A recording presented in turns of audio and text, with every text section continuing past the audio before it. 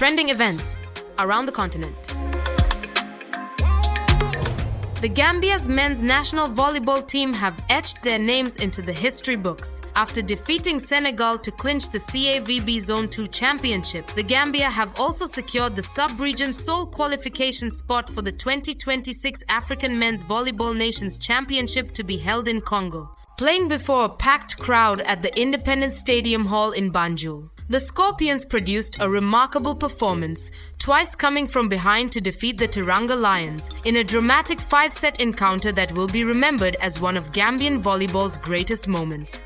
The victory marks one of the most significant achievements in Gambian volleyball history, earning Gambia a place among Africa's elite teams. Senegal had entered the final unbeaten and without dropping a single set throughout the tournament.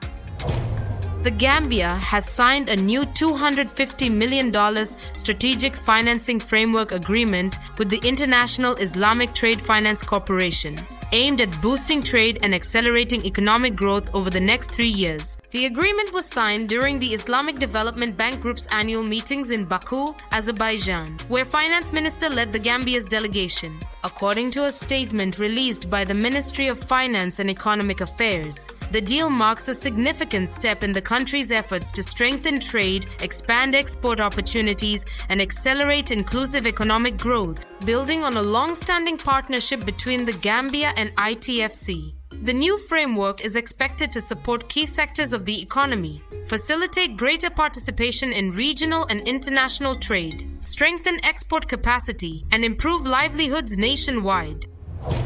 The case involving the alleged murder of Mbai commenced at the High Court of the Gambia. The state was represented by Deputy Director of Public Prosecutions, while the accused was not represented by legal counsel. When the matter was called, the justice stated that the court was yet to receive the bill of indictment from the state. However, the Deputy Director of Public Prosecutions informed the court that the bill of indictment had already been filed and was with the Central Registry. The case was subsequently adjourned to 2nd of July.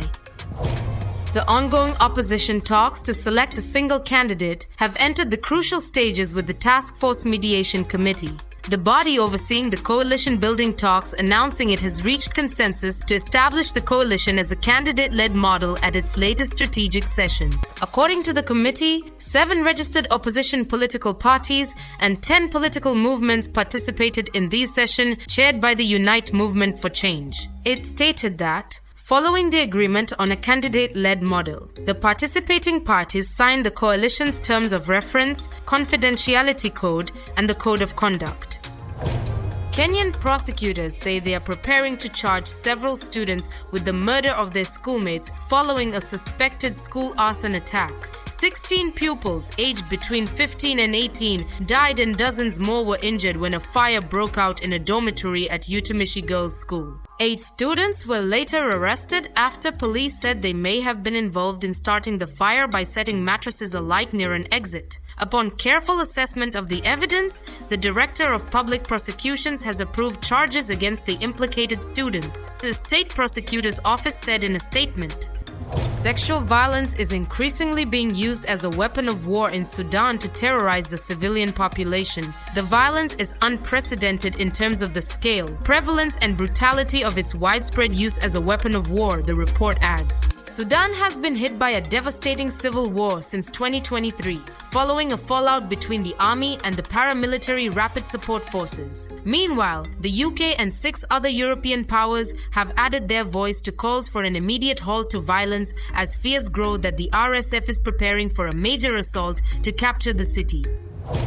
The US decision to withdraw all of its HIV and AIDS funding from South Africa is likely to cost lives. The head of the UN HIV agency has warned. UN AIDS chief told reporters ahead of a UN meeting on the virus, asking Washington to consider a planned transition. South Africa does not rely on US funding for HIV drugs, but the US made a significant contribution to the country's programs to prevent the spread of the virus. US officials said that the funding cut was in part a response to South Africa's alleged failure to protect the white minority Afrikaner community. An accusation Pretoria rejects. South Africa's health ministry responded by saying that though it had not been informed of this decision, it had long been working on a self-reliance plan.